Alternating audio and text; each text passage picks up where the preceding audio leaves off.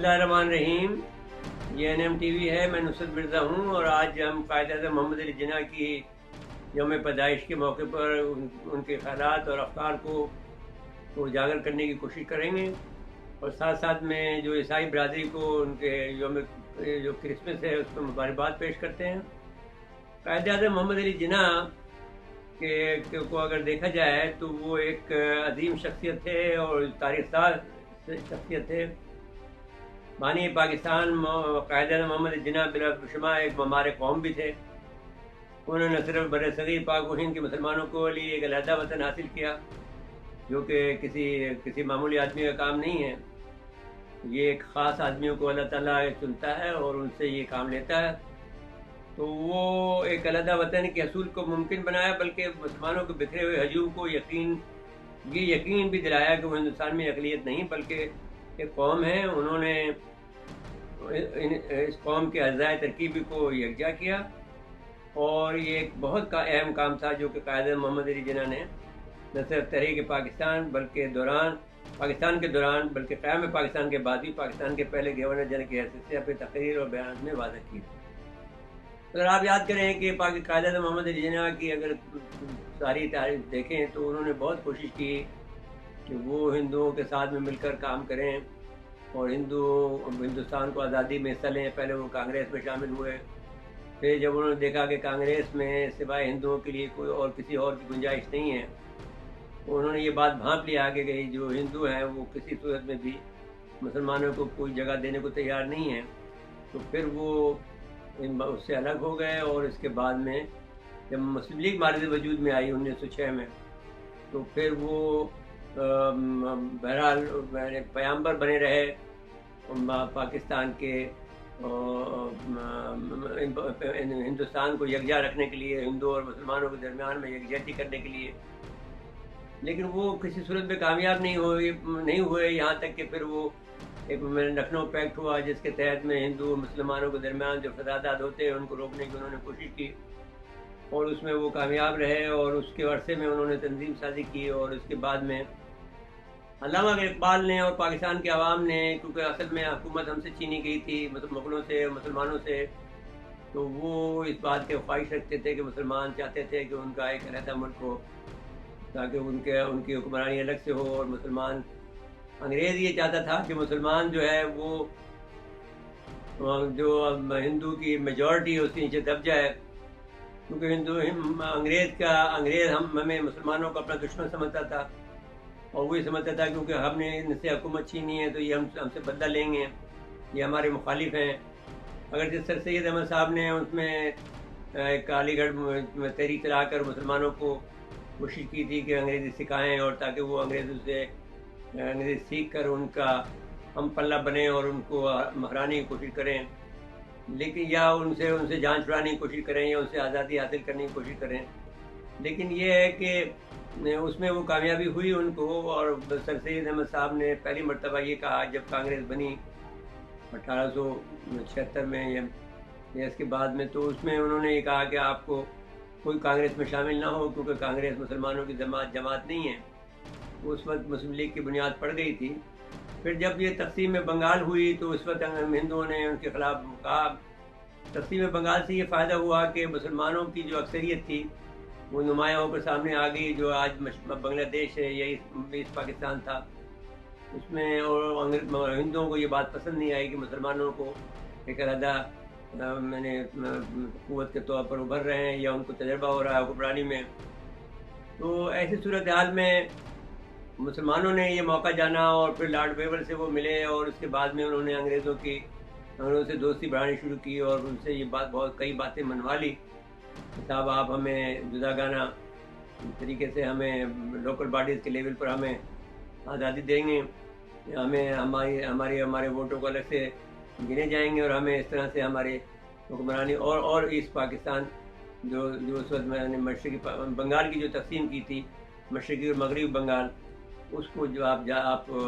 वैसे ही रहने देंगे। चुनांचे वो अंग्रेज़ों ने मान लिया और इसके बाद से पाकिस्तान मुसलमानों के और अंग्रेज़ों के दरमियान में राह रस्म बढ़ी। और आपने देखा कि जब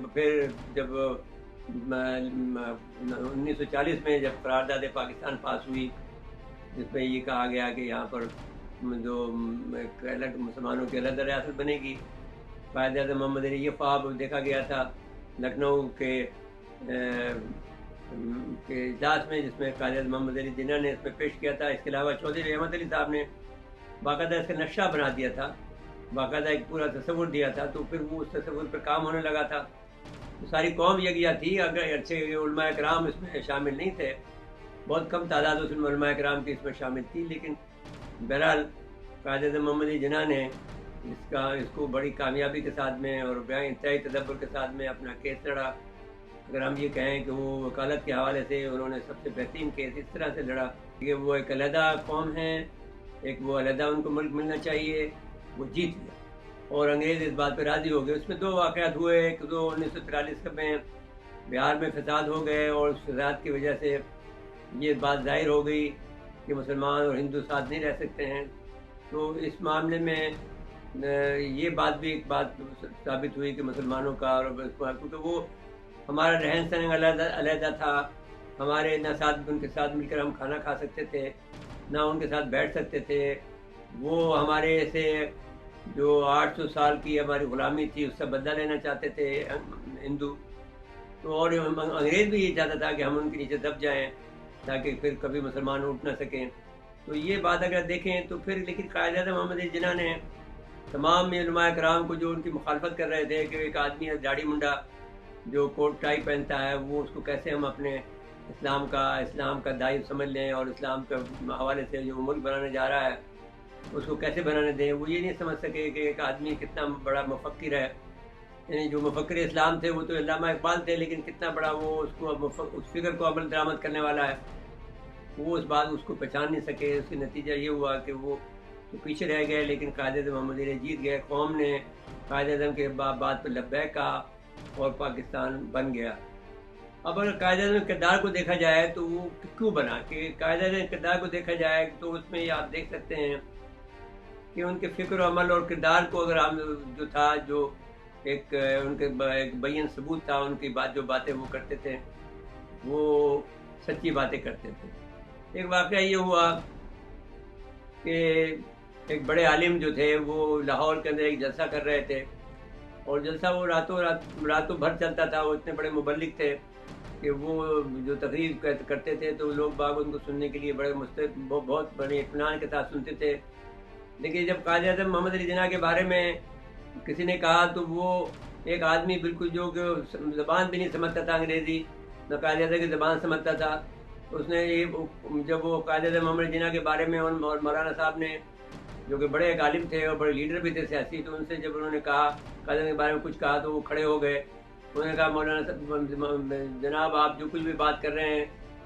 وہ غلط ہے، اس لیے کہ محمد علی جناح جھوٹ نہیں بولتا ہے اور ہم اس کے ساتھ چل رہے ہیں۔ تو اس میں اگر آپ دیکھیں تو یہ محبوب قائد کی جو خوبیاں تھیں، وہ ہمیشہ وقت کی پابندی کرتے تھے، کبھی بھی انہوں نے قانون نہیں توڑا، ایک بار بھی رشوت دی نہ انہوں نے لی۔ تو یہ بات بھی آپ دیکھیں، مذہبی رجحان کی نمائش سے گریز کرتے رہے، اپنے وعدے کی پابندی کا انہوں نے شعار بنایا، کسی مرحلے پہ بھی کوئی سمجھوتا نہیں توڑا، ناجائز پروٹوکول لینے سے اجتناب کیا، ٹیکس بچانے کی کبھی کوشش نہیں کی، اپنی آمدنی اور ذرائع آمدنی پوشیدہ نہیں رکھے، اصولوں پر سمجھوتا نہیں کیا، کبھی کسی کا حق نہیں مارا، ذاتی اور سیاسی زندگی میں کسی کے ساتھ بدتمیزی نہیں کی، ہمیشہ صداقت اور امانت داری کا شعار رکھا۔ یہ وہ خوبیاں تھی جس کی وجہ سے، اور کبھی بھی دیکھیے جب وہ ممبر سازی بھی شروع ہوئے اور دعانے کی ممبرشپ ہوتی تھی اس کی رسید وہ خود کاٹتے تھے، پھر جب انہوں نے بچوں کو پیسے دیے، جب یہ وجہ نہیں ہوئی کہ جب آپ دیکھا کہ ہمارا قائد اتنا ایماندار ہے، تو جب پاکستان کی تحریک شروع ہوئی تو لوگوں کو جب انہوں نے حضرت موہانی صاحب کو پیسے دیے 100 روپے کہ وہ فلانی جگہ جا کر پاکستان کے لیے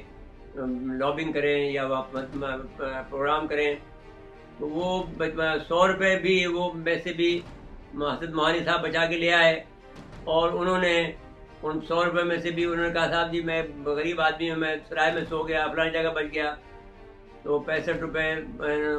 میں خرچ کیے یا خرچ آگے واپس دے دیے.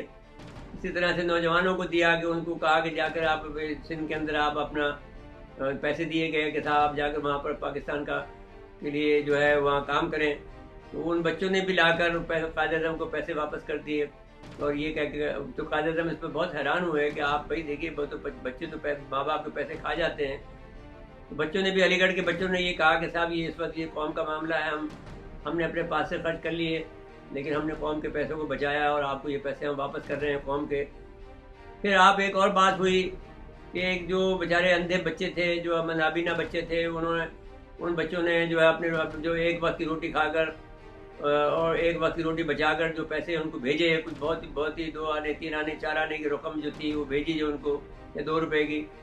تو وہ رقم جب ان کو ملی تو انہوں نے اس وقت کہا قائد اعظم محمد جناح نے کہا کہ اب پاکستان کو بننے سے کوئی نہیں روک سکتا. تو ایک عظیم الشان ملک کے بانی قائد اعظم محمد جناح کا آج یوم پیدائش ہے. ہم زبردست خراج تحسین پیش کرتے ہیں, خراج عقیدت پیش کرتے ہیں, ان کو سلام پیش کرتے ہیں. اور ہم چاہتے ہیں کہ قوم جو ہے ان کے نقش قدم پہ چلے اور ملک جو ہے انہی کے اصولوں پہ چلے. جو آج جو کرپشن کا بازار گرم ہے وہ ختم ہونا چاہیے اور قائد اعظم کے اصولوں پر سارے کام ہونے چاہیے. تو ملک جو ہے ترقی کی دن دونی رات جو چوگنی ترقی کرے گا, ورنہ تو پھر ہمیں مشکلات کا جو سامنا ہے وہ بڑھتا چلا جائے گا. قائد اعظم کو ہمیشہ اصولوں کو یاد رکھنا چاہیے اور پاکستان پائندہ باد. ناظرین کرام اس کے بعد اجازت لیتے ہیں. اللہ حافظ.